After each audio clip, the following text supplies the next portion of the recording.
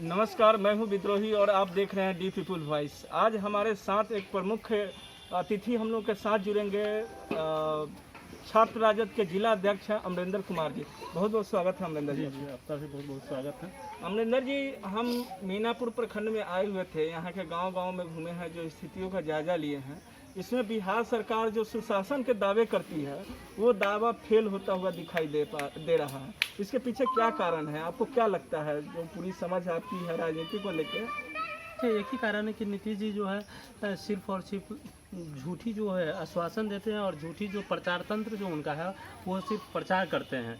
मुख्य मुद्दा जो सड़क है वह पानी में लोग डूबने को मजबूर है, चलने के लिए सड़क नहीं है, बिजली तो आती है आँख मिचौनी करके चली जाती है।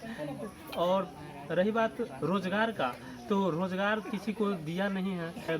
आपने रोजगार की बात कही, अभी हम लोग गाँव में घूम रहे थे। बिहार सरकार का दावा है और बिहार सरकार की फाइलें भी बताती है कि बिहार में नरेगा के तहत जो है, मनरेगा के तहत 18 लाख मजदूरों को रोजगार देने की व्यवस्था पहले से थी।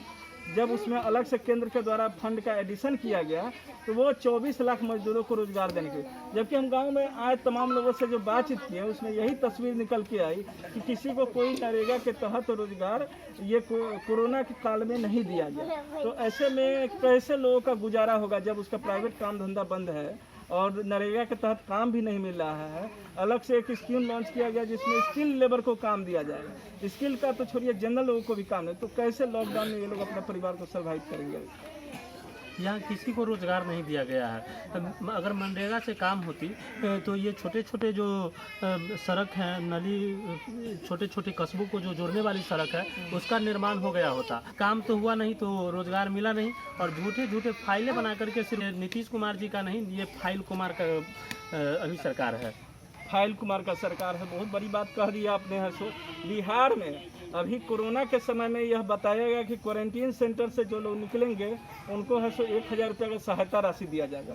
महिलाओं के खाते में है सो केंद्र सरकार के द्वारा 500 रुपया भेजा गया और राज्य सरकार के द्वारा भी बोला गया कि जो भी राशन कार्डधारी है उनको 1000 रुपया भेजा जाए। ये सब कुछ नहीं हुआ। तो क्या आपको लगता है कि इस मामले में व्यापक स्तर पर भ्रष्टाचार है? आपकी जमीनी रिपोर्ट क्या कहती है कि क्या लोगों को सच में पैसा नहीं मिला? जैसा कि कुछ लोगों को पैसा मिला है, इस सच्चाई से इनकार नहीं किया जा सकता है, लेकिन कुछ लोगों, बहुत सारे लोगों को अभी तक जो है प्रधानमंत्री जनधन गरीब कल्याण योजना के तहत जो 500 रुपया जो देना था, तो बहुत सारे महिलाओं के खाते में 500 रुपया नहीं दिया गया।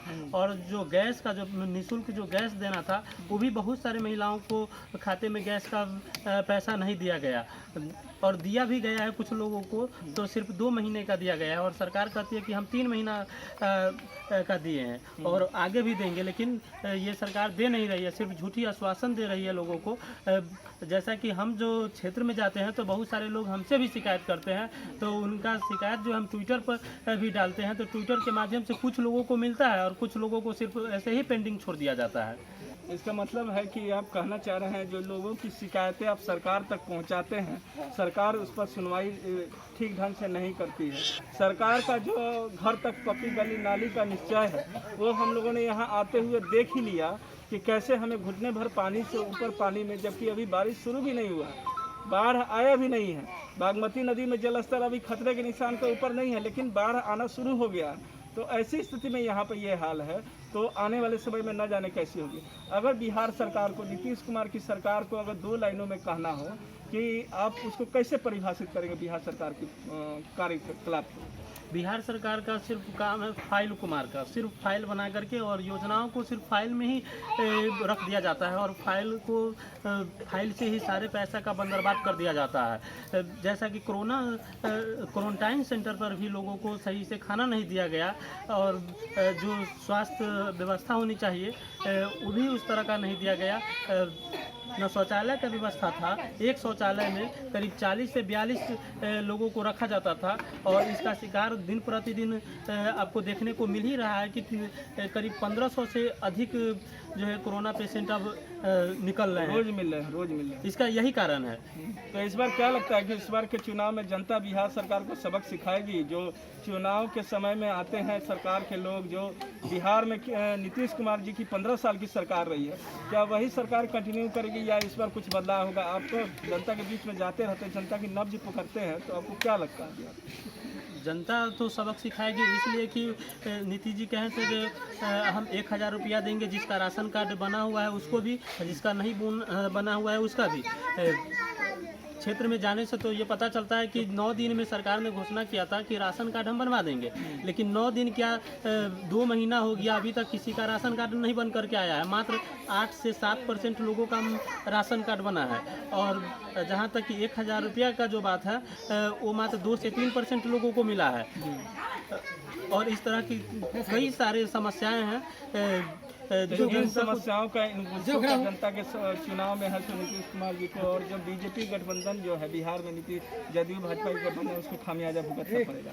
जनता जो है वह किसी का गठबंधन नहीं देखता है। जनता जो है वह सिर्फ और सिर्फ अपना जो समस्या है वह समस्या को देखता है, और लोग इतने आक्रोशित है कि वह गठबंधन और इस गठबंधन को नहीं देख करके सिर्फ अपनी समस्याओं को देखते हुए जो 15 साल का जो ये शासन प्रशासन है, जो तथाकथित जो कहते हैं जो हमारा जो लॉ एंड ऑर्डर है, दिन प्रतिदिन हत्याएं, लूट, बलात्कार, भ्रष्टाचार बढ़ते जा रहा है, उन सब चीज़ों को देखते हुए जनता इस बार मन बना चुकी है कि ये 15 साल के भ्रष्टाचार को मिटा देना है, और पुनः जो एक बार जो 20 महीने का जो शासन था, 20 महीने का मात्र जो शासन था माननीय नेता प्रतिपक्ष और पूर्व उप मुख्यमंत्री जी का, उसी को दोहराना चाहती है कि 20 महीने में जो तरह तरह के पुल पुलिये का जो निर्माण किए थे और सड़क का निर्माण किए थे, और कई तरह के थाने या कई तरह के अंचल प्रखंड के भवनों का निर्माण जो किए थे, वैसे सरकार को लाना चाहती है।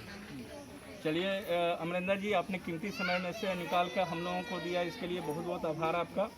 तो इसी तरीके से आभार, आम जनता के सवालों को उठाने के लिए आपका भी बहुत बहुत मुजफ्फरपुर की जनता की तरफ से आभार।